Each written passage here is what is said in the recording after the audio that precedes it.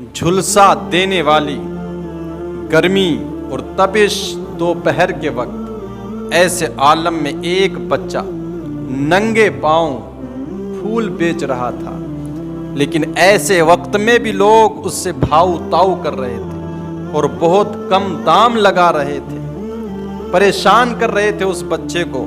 لیکن انہی کے درمیان میں ایک خدا ترس اللہ سے ڈرنے والا انسان آیا اور اس نے اس بچے کی کیفیت کو دیکھا۔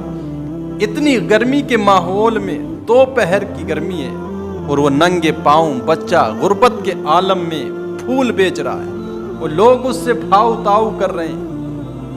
تو یہ شخص واپس مارکیٹ بازار گیا اور اس نے وہاں سے نئے جوتے خریدے اور لا کر کے اس بچے کو دیے کہ لو یہ جوتے پہن لو۔ بچے نے اس کے منہ کی طرف دیکھا، چہرے کی طرف نظر اٹھا کر دیکھی۔ جب اس نے کہا یہ جوتے پہن لو، اس نے فوراً جوتے لیے اور پہن لیے اور مسکرانے لگا۔ تو کہنے لگا کہ تم خدا ہو؟ تو شخص نے کہا فوراً کانوں پر ہاتھ رکھتے ہوئے، نہیں بیٹا میں خدا تو نہیں ہوں۔ کہا تو پھر میں نے تو کل رات اپنے خدا سے نئے جوتے مانگے تھے کہ رب مجھے نئے جوتے دے دے۔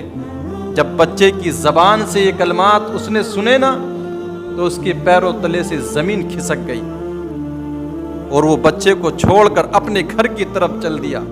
جب رات کو گھر میں پہنچا تو بڑا پریشان تھا اور اب اس کو پتہ چل چکا تھا۔ بچے نے کہا تھا خدا نہیں ہو تو میں نے خدا سے مانگے تھے، تو پھر خدا کے دوست ہو گئے۔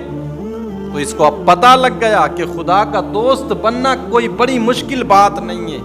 کسی غریب، کسی دکھیارے کے کام آ جانا، کسی کمزور کی مدد کر دینا رب کو اتنا پسند عمل ہے کہ رب تجھ کو مراتب رفیع عطا فرماتا ہے۔ تو رب کا محبوب بن جانا، اس کا دوست بننا بہت بڑی بات نہیں ہے۔ آپ کسی کی مدد کریں، رب تم کو اپنا پسندیدہ محبوب اور بندہ بنا لے گا۔